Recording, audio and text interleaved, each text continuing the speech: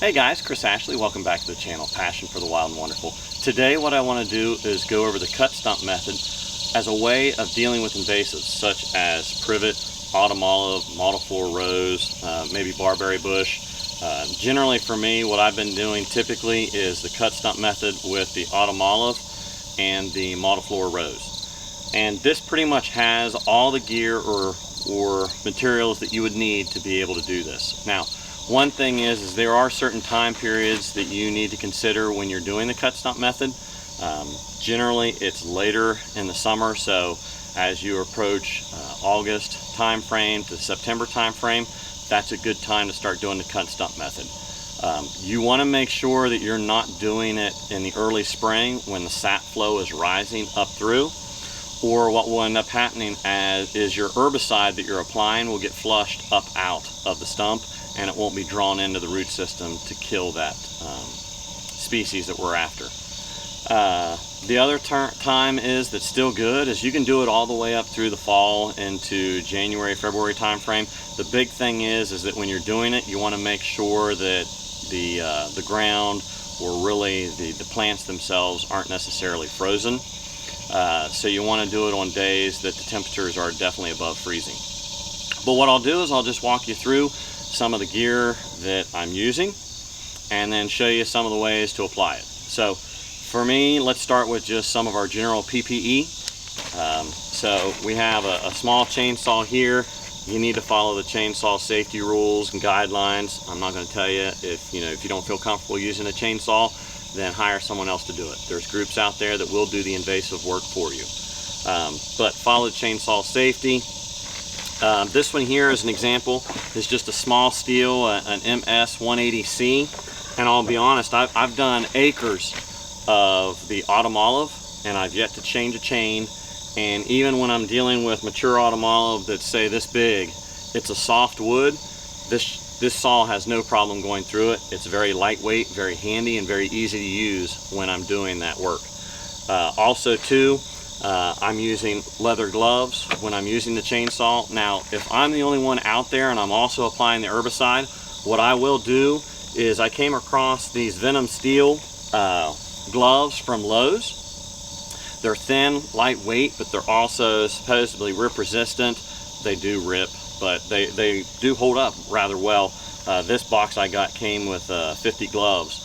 But what I do is I put those lightweight gloves on and then I put on the leather gloves, because what I'm doing is I'm operating the chainsaw and I'm also dealing with the herbicide. So now with that being said, I also have to make sure that I'm not using these leather gloves for other applications now where I might not have rubber gloves underneath it, because I'm sure I do have some herbicide on those gloves and it could be then contacting and maybe being absorbed in my skin later if I'm doing firewood or just general brush cleaning or whatever. Also too, I'm wearing boots. When I'm doing that work, I'm also wearing long pants. For me, normally it's jeans. With that still, I go ahead and wear a set of chaps. And then I also love this gear here that I picked up that has the built-in earmuffs, face shield, and hard hat. And let me tell you, it's all come in handy to where when you're down under working on this autumn olive, for example, and you drop them, stuff's falling on top of you, you're walking through brush, the face shield keeps it out. What I've also realized too, especially being still in these hot, muggy August, September days, is if I'm wearing safety glasses, they want to fog up really bad. Whereas with the face shield, I don't have to worry about that. I've got good air circulation. It's still giving me good protection. And then of course, just with the saw, I have what I normally take with me is just a small couple gallon mix, as well as my chain oil. And that's another thing I'll mention with this chainsaw that's great, is it doesn't require, it's toolless, to go ahead and either tighten the chain or replace the chain, to where I'm able to just flip it open, loosen it up, tighten the chain up, tighten it back up, and I'm good to go. And I have very few kickoffs with this. As far as the herbicide I'm using, so I'm using straight 41% glyphosate.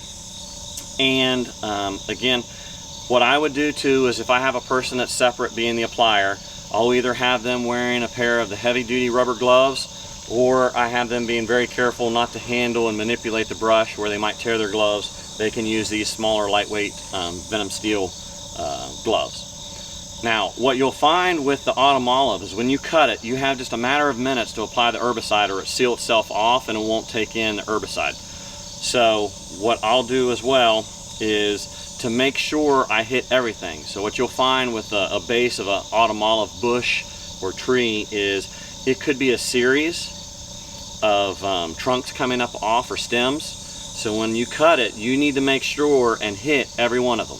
Now, I've seen some people that do a spray application. They might do a little bit of a, I don't know whether you would call it a pour or what. But for me, I use what I call a dauber. My friend Eric put me onto this, and then I shared it actually with another friend that's using it as well, and it goes so much faster. But what I do to make sure and use as an indicator for both my boy when he's helping me, so that it's quite clear to him, because when you dab it with straight 41% glyphosate, it will turn a little yellow within a matter of minutes. But again, it's a matter of time, and I'm trying to move through quickly. What I'll end up doing is I go ahead and add a dye to my glyphosate inside my dauber.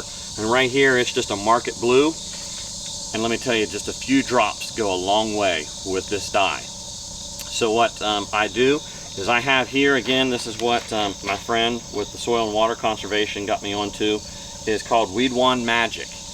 And what it is, it has a little sponge tip down here with a little, I'll say, spring-loaded plunger in it, that you fill this up with your herbicide, and then as you're daubing the tops of the stumps, it spring loads up and lets the herbicide go and wet the sponge and keep it wetted for application. So what I do is just remove the cap. I use the funnel, put in a couple drops of my dye, fill it all the way up with my herbicide, seal the cap, and then what I do is I'll sit there and tip it back and forth, let the air bubble come up, go back and forth a few times, and that'll mix that dye with the glyphosate.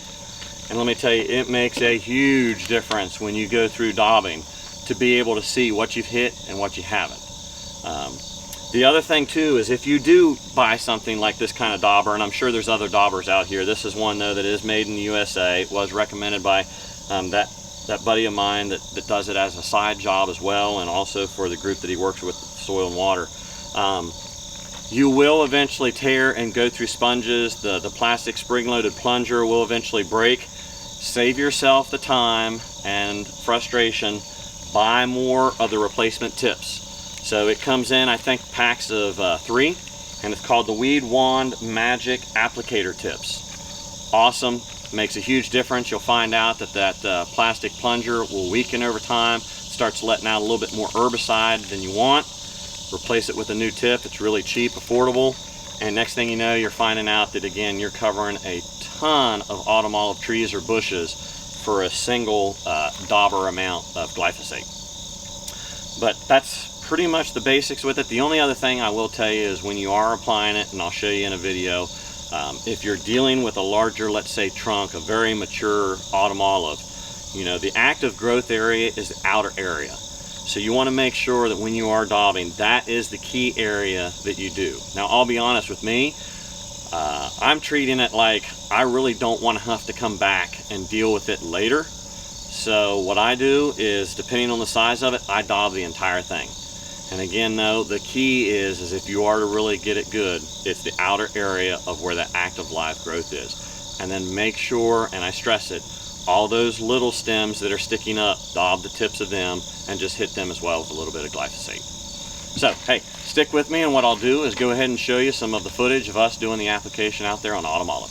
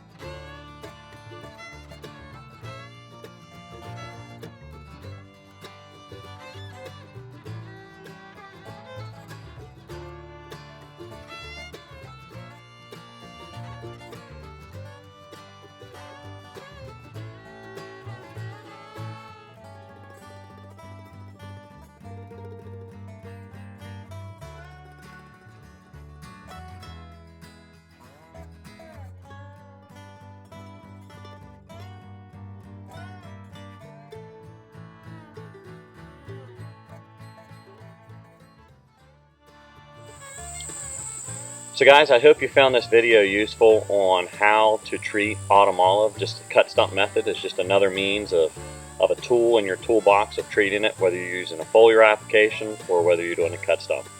If you did find it helpful, if you would, please like the video, subscribe to the channel, and ring that bell, and I'll be bringing you back more videos here in the future.